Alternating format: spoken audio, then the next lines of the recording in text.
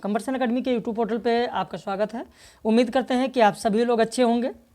और जो हिंदी भाषा से संबंधित सीरीज चल रही थी, सीरीज संख्या 16 तक आपको दी गई थी, फिर बीच में 2 दिन इधर नहीं हो पाया था, तो इसलिए सीरीज संख्या 17 और 18 एक साथ दिया जा रहा है। आप लोग इसे ज़रूर देखें। हिंदी भाषा से संबंधित यह प्रश्न है और हिंदी भाषा जो बैच चल रहा है हमारे यहाँ, उसमें हिंदी भाषा हो चुका है, आज समाप्त हो रहा है। कल से जो हमारे केवीएस वाले कैंडिडेट हैं, केवीएस के लिए कल अलग से वीडियो लेक्चर जाएगा। जो हमारे हायर वाले कैंडिडेट हैं, हायर के लिए अलग से जाएगा। यूपीएचएससी वाले जो हैं और यूजीसी नेट वाले जो हैं उनके लिए अलग से जाएगा। जो केवीएस पीजीटी वाले कैंडिडेट हमारे हैं, उनके जो पाठ्यक्रम में लगा हुआ है आरोह भाग 1 भाग 2, तो आरोह में नमक का दरोगा प्रेमचंद का, कृष्णा सोबती का मियां नसीरुद्दीन, इस पर एक लेक्चर मैंने पब्लिश भी किया है। तो सबसे पहले वह लेक्चर लोगों को उपलब्ध करा दिया जाएगा और उसके बाद में फिर सत्यजीत राय का अपू के साथ 2.5 साल, फिर बाल मुकुंद गुप्त का विदाई संभाषण, ये दो विधाएं एक साथ चलेंगी। ऐसे जो हमारे टीजीटी के कैंडिडेट हैं, जिनके पाठ्यक्रम में क्षितिज भाग 1 भाग 2, वसंत भाग 1 भाग 2 भाग 3 एनसीईआरटी की जो पुस्तकें लगी हैं, तो जिसमें क्षितिज भाग 1 में सबसे पहले कल उनको जो लेक्चर मिलेगा वो प्रेमचंद का 2 बैलों की कथा, राहुल सांकृत्यायन का लहासा की ओर। तो इस तरीके से 2 रचनाएं प्रतिदिन चलती रहेंगी। यदि आप भी हमारे साथ जुड़ना चाहते हैं, केवीएस का बैच ज्वाइन करना चाहते हैं, तो आप हमारे इस नंबर पर फ़ोन करके, व्हाट्सएप करके फीस और सारी जानकारी ले सकते हैं। व्याकरण की जो कक्षाएं हो गई हैं, अगर आप चाहेंगे तो आपको उपलब्ध करा दिया जाएगा, या अगर आप चाहते हैं कि यहीं से शुरू करें, विधाओं से ही पढ़ें, तो आगे जब रिवीजन कराएंगे तो आपका व्याकरण जितना छूटा है वो पूरा हो जाएगा। तो चलिए शुरू करते हैं आज के इन महत्वपूर्ण प्रश्नों को।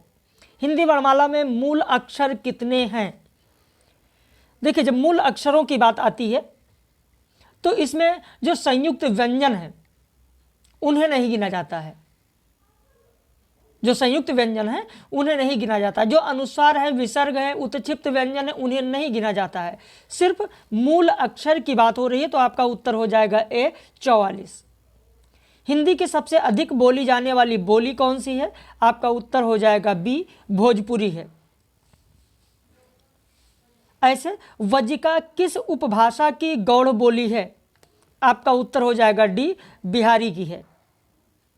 जो नए लोग हैं वो स्क्रीनशॉट जरूर ले लिया करें। बाकी जो हमारे पेड मेंबर्स हैं वो सीरीज 1 से 10 तक का पीडीएफ उत्तर सहित मैंने उन लोगों को भेज दिया है। सीरीज 11 से लेकर सीरीज 18 तक आज तक आप लोगों को शाम तक उपलब्ध करा दिया जाएगा, या कल सुबह उपलब्ध करा दिया जाएगा पीडीएफ के साथ। सारी पीडीएफ जो मिलती है उसी के साथ। हिंदी की आकार बहुला बोली कौन सी नहीं है? आपका उत्तर हो जाएगा ए, ब्रज भाषा आकार बहुला नहीं है। जो ब्रज भाषा है, बुंदेली है, कन्नौजी है, जयपुरी है, ये सब जो बोलियां हैं वो है ओकार बहुला। बाकी यहाँ पर जो देख रहे हैं ये सब है आकार बहुला। हिंदी की व्यंजनात बोली कौन सी है? आपका उत्तर हो जाएगा अवधी और भोजपुरी व्यंजनात बोली हैं। उत्तर हो जाएगा बी, 2 और 3 ये व्यंजनात बोली हैं। हिंदी भाषा के विकास के लिए निर्देश किस अनुच्छेद में है? उत्तर हो जाएगा डी, 351। अगला प्रश्न, भारूपी भाषा परिवार को केंतुम और सतम में किसने विभाजित किया? देखिए, केंतुम वर्ग के तहत कौन कौन सी बोलियां हैं मैंने आपको करा दिया है। सतम के तहत कौन कौन सी भाषाएं हैं ये मैंने आप लोगों को करा दिया है। इस पर प्रश्न पूछे जाते हैं, लेकिन यहाँ पर जो मैंने प्रश्न दिया कि केंतुम और सतम में किसने विभाजित किया है, आपका उत्तर हो जाएगा सी, अस्कोली ने विभाजित किया है। भारूपी भाषा परिवार को भारत हिती नाम किसने दिया? आपका उत्तर हो जाएगा यहाँ पर सी, स्टुटवेंट ने भारत हिती नाम दिया है। द्रविड़ परिवार के तहत कौन नहीं आता है? अनामी, कोलामी, कंधी, ब्राहुई। जिसमें से आप देखेंगे उत्तर हो जाएगा ए, अनामी, लेकिन ब्राहुई कई बार परीक्षाओं में पूछी जा चुकी है। यहाँ पर जितने भी आप प्रश्न देखेंगे ऐसा नहीं, कुछ लोगों को लगता है कि सर तो बहुत ज़्यादा डीप में चले जाते हैं, लेकिन अगर आप हाल ही के वर्षों में, पिछले एक आध वर्षों में, 2 वर्षों में अगर किसी परीक्षा को आपने दिया है या पेपर को आपने देखा है, तो आप देखेंगे कि इसी तरीके से प्रश्न पूछे जाते हैं और इतना ही विस्तृत आपको पढ़ना होगा। अब वो दौर जा चुका है आज के 5-6 वर्ष पहले वाला, कि कोई एक गाइड उठाया और रट लिया और उसी से हो गया। अब वो समय नहीं रहा है, ये सत्य है और इसको आपने देखा भी होगा, परखा भी होगा, जाना भी होगा।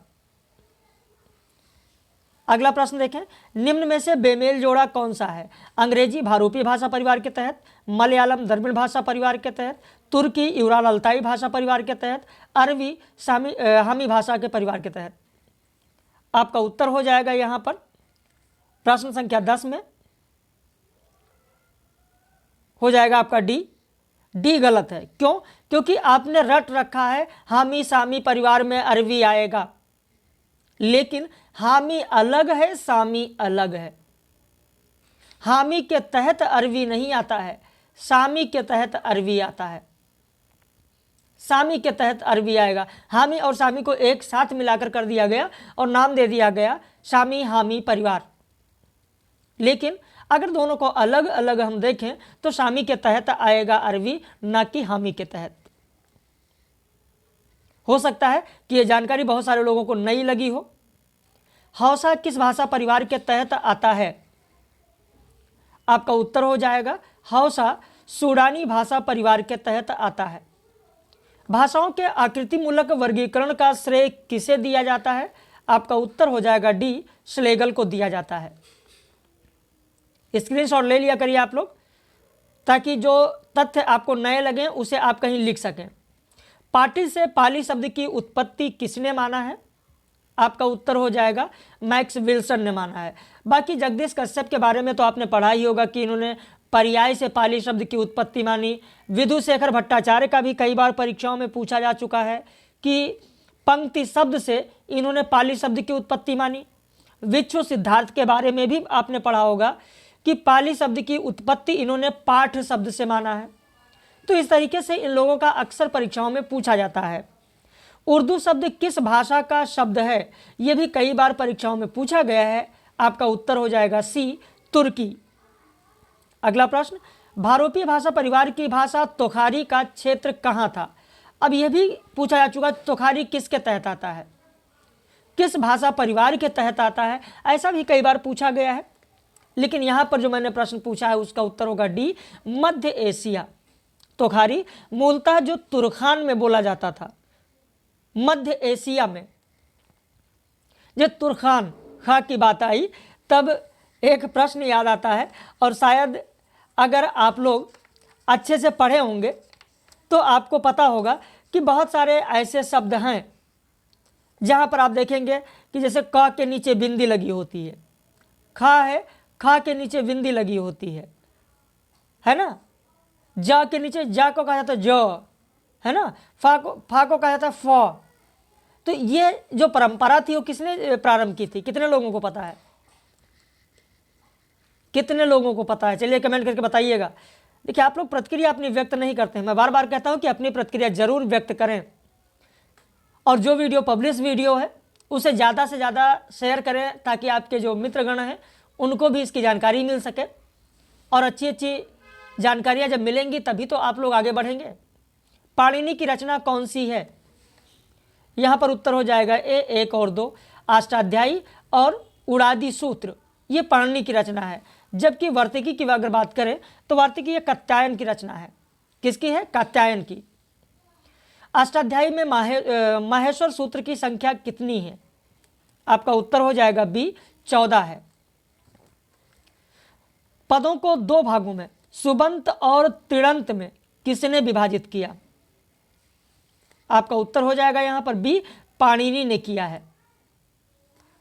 अगले प्रश्न पर आते हैं, उससे पहले आपको बता दें, मैंने पहले भी बताया है, फिर आपको बता दे रहे हैं कि हमारे यहाँ केवीएस का बैच, केवीएस टीजीटी पीजीटी का बैच जो चल रहा है, उसमें व्याकरण आज समाप्त हुआ। कल से जो पाठ्यक्रम में विधाएं लगी हैं, आरोह भाग 1 भाग 2 हो, चाहे वो हम टीजीटी में बात करें, क्षितिज भाग 1, क्षितिज भाग 2 हो, या वसंत भाग 1, भाग 2, भाग 3 हो, जो ये विधाएं लगी हैं इनमें, इनकी कक्षा कल से प्रारंभ हो रही है। यदि आप जुड़ना चाहते हैं तो आप हमारे इस नंबर पर फ़ोन करके, व्हाट्सएप करके फीस और सारी जानकारी ले सकते हैं, ताकि आपकी कक्षाएं छूटे ना। कुछ लोग इंतजार करते रहते हैं, अब सर देखते हैं फॉर्म भर दें और फिर कल से ज्वाइन करेंगे। कुछ लोग कहते हैं अगले सप्ताह से ज्वाइन करेंगे, कुछ लोग कहते हैं सर नए साल से ज्वाइन। देखिए ऐसा है, अपने आप को विचलित मत करिए। जिस पथ पर आप लगे हैं उस पथ पर आगे बढ़ने के लिए लगातार संघर्ष करना पड़ेगा, और कल कभी नहीं आता है। अपने आप को भरमाइए नहीं। जब से आपको जुड़ना है, ये मत सोचिए कि जब जुड़ना है तब जुड़ेंगे, जब होगा तब देखेंगे, ऐसी चीज़ें दिमाग से निकाल दीजिए। जो करना है तुरंत डिसीजन लीजिए और तुरंत आगे बढ़ने की कोशिश करिए। लगातार किसी चीज़ को लेकर चलेंगे तभी आप आगे बढ़ सकते हैं। यूपीएचसीएससी हायर की परीक्षा लगातार लोग पूछते थे सर कब होगी परीक्षा। परीक्षा जब भी होगी, चाहे फरवरी के अंत में हो, चाहे वो मार्च में हो, चाहे वो अप्रैल में हो, आपने फॉर्म भर रखा है, आपको तो परीक्षा देनी है। तो आप उसको टारगेट करके ना चलें, आप ये टारगेट करके चलें कि जितना आपको 1 दिन, 2 दिन, 1 महीने, 15 दिन, जो भी आपको एक्स्ट्रा समय मिल रहा है वो आपके लिए बेहतर है, आपके भविष्य के लिए बेहतर है, ताकि आप उसे कर सकें अच्छे से।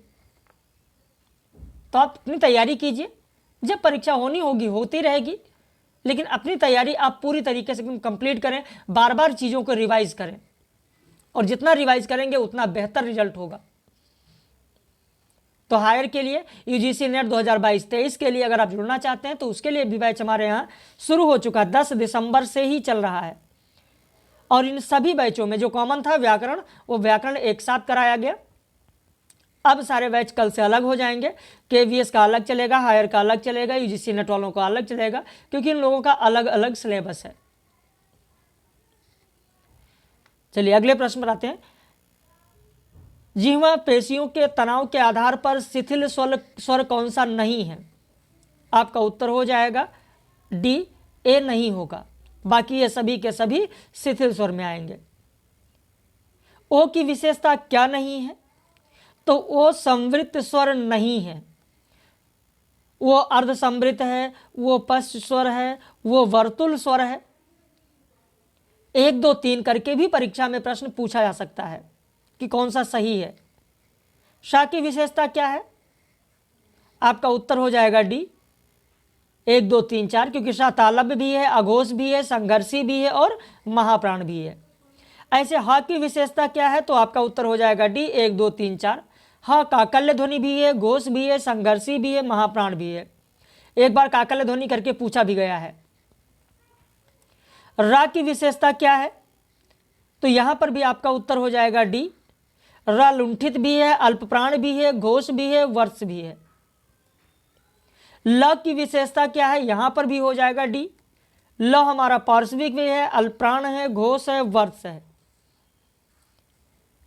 ऐसे प्रश्न संख्या 25 देखें।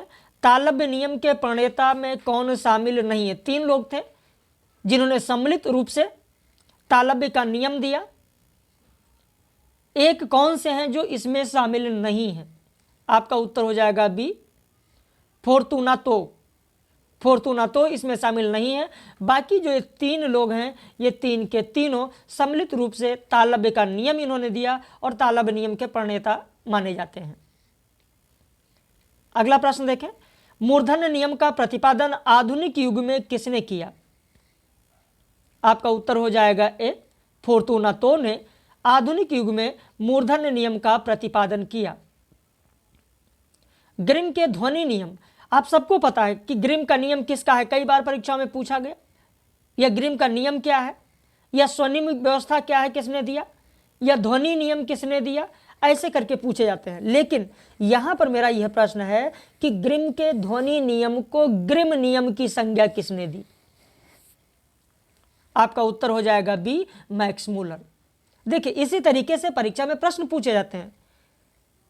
जो भी पेपर बनाता है वो देखता है कि विगत वर्ष में या उससे पहले ग्रिम नियम पर आधारित कौन कौन से प्रश्न पूछे जा चुके हैं, किस तरीके के प्रश्न अब तक पूछे गए हैं, और वही प्रश्न से देखकर यह हो जाता है कि ठीक है, अभी तक ग्रिम नियम की संज्ञा किसने दी ये नहीं पूछा गया। तो आपको ये लगता है, पूरा प्रश्न देखकर आपको लगता है अरे ये तो पूरा का पूरा पेपर हमने पढ़ रखा है, कोई ऐसा इसमें नहीं है जो मुझे ना आता हो। लेकिन जब आप ध्यान से देखते हैं, एक एक प्रश्न को देखते हैं, तो आपको लगता है नहीं, इतना डीप मैंने नहीं पढ़ा कि किसने दिया। हाँ, ये तो पता है कि ग्रिम नियम किसका है, किससे संबंधित है, लेकिन यह नहीं पता है कि इसकी संज्ञा किसने दी। तो ऐसे ही प्रश्न परीक्षा में आपको मिलते हैं। जैसे आपको पता है कि मानस्वर कितने हैं, मानस्वरों की संख्या 8 है, आप जानते हैं, लेकिन मानस्वर की कल्पना किसने की? आपका उत्तर हो जाएगा बी, डेनियल जोन्स ने की। किसके पुस्तक को भाषा विज्ञान की बाइबिल कहा जाता है? आपका उत्तर हो जाएगा ए, ब्लूमफील्ड। खंडेतर स्वनिम के तहत कौन आता है? अब आप जानते हैं कि स्वनिम को 2 भागों में विभाजित किया जाता है, एक खंड स्वनिम, एक खंडेतर स्वनिम। अब अगर पूछ लिया जाए खंड स्वनिम में कौन कौन आएगा या खंडेतर स्वनिम के तहत कौन कौन आएगा, तो शायद लोगों को ना पता हो। जो स्वर और व्यंजन होते हैं वो खंड स्वनिम के तहत आते हैं। यहां खंडेतर स्वनिम के तहत कौन नहीं आता है? तो आपका हो जाएगा स्वर खंडेतर के तहत नहीं आता, बल्कि खंड स्वनिम के तहत आता है स्वर और व्यंजन। खंडेतर में बलाघात है, मात्रा है, अनुनासिकता, ये सब आपके खंडेतर में आते हैं। अपभ्रंश को अण भाषा किसने कहा है? आपका उत्तर हो जाएगा डी, किशोरीदास वाजपेयी ने कहा है। किशोरीदास वाजपेयी ने। भाषा की रचनात्मक विशेषता क्या है? आपका उत्तर हो जाएगा डी, भाषा की रचनात्मक व्यवस्था में द्वैतता भी आएगा, रूढ़ता भी आएगा, सार्थकता भी आएगा, क्रमबद्धता भी आएगा। अपभ्रंश को प्रकृताभास हिंदी किसने कहा है? यह तो बहुत ही रटा प्रश्न होगा आप लोगों को कि आचार्य रामचंद्र शुक्ल ने कहा है। नागरी लिपि को लोक नागरी नाम देने का श्रेय किसे है? तो विनोबा भावे ने नागरी लिपि को लोक नागरी नाम दिया है। ऐसे ही जो बंगाल में चंडीदास थे, चंडीदास हिंदी के किस बोली से संबंधित थे? आपका उत्तर हो जाएगा सी, ब्रज भाषा से संबंधित थे। देवनागर मासिक पत्रिका किसने निकाला था? उत्तर हो जाएगा शारदा चरण मिश्र ने निकाला था। यह भी बहुत बार परीक्षाओं में पूछा गया है। और यह अभी मैंने आपसे पूछा था कि क, ख, ज, फ, ग इन ध्वनियों के नीचे बिंदी लगाने का रिवाज किसने चलाया? आपका उत्तर हो जाएगा ए, राजा शिव प्रसाद सितारे हिंद ने। रूप या प्रयोग के आधार पर शब्द कितने प्रकार के शब्द के कितने भेद होते हैं?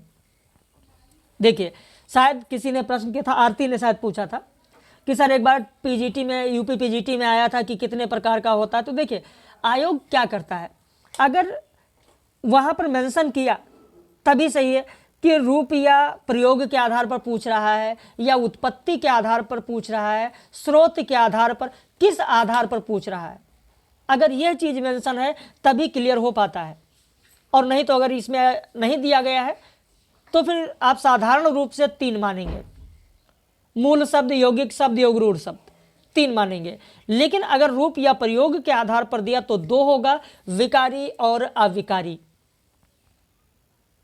स्रोत या उत्पत्ति के आधार पर कहेगा तो आप देखेंगे 4 प्रकार का हो जाएगा। तो इस तरीके से किस आधार पर पूछा गया है, जब तक वह नहीं दिया होगा तब तक स्पष्ट रूप में कुछ भी कहना सही नहीं है, और आयोग भी उसमें मनमाना आंसर दे देता है। अगर आप उस पर कहते भी हैं, चैलेंज भी करते हैं, तो कहता है मैंने तो इस आधार पर पूछा है। तो बहुत सारी चीज़ें होती हैं, और बहुत ज़्यादा अगर लोगों ने कर दिया तो उस पर यह हो जाता है कि जनरल मार्किंग कर दी जाती है। तो एक आध प्रश्न जरूर रहता है ऐसा। सिगरेट किस भाषा का शब्द है? आपका उत्तर हो जाएगा सिगरेट स्पेनी भाषा का शब्द है। दक्षिण का टंडन किसे कहा जाता है? उत्तर हो जाएगा ए, मोटूरी सत्यनारायण को कहा जाता है। तो इस तरीके से 2 सीरीज मतलब 40 प्रश्न आज थे, और ये जो 11 से लेकर 18 तक सीरीज है इसका PDF व्हाट्सएप पर आप लोगों को मिल जाएगा। अब पुनः आपको बता दें, जो भी नए लोग हैं हमारे चैनल पर, चैनल को सब्सक्राइब कर लीजिए, ताकि अब कल से जो हमारे UPHESC वाले कैंडिडेट हैं, हायर वाले कैंडिडेट हैं, UPHESC हायर वाले और UGC नेट वाले जो कैंडिडेट हैं, या UP TGT PGT वाले कैंडिडेट हैं, UP TGT और PGT, UP TGT और PGT वाले जो कैंडिडेट हैं उनके लिए कॉमन एक साथ अभी चलेगा, और वो होगा हिंदी साहित्य का इतिहास, जिसमें हिंदी इतिहास लेखन की पहले बात करेंगे, फिर काल निर्धारण की बात करेंगे, फिर विभाजन की बात करेंगे, और उसके बाद में फिर आदिकाल पर आएंगे। तो ये UPHESC में भी कॉमन है, UGC नेट में भी है, UP TGT PGT में भी पढ़ना है।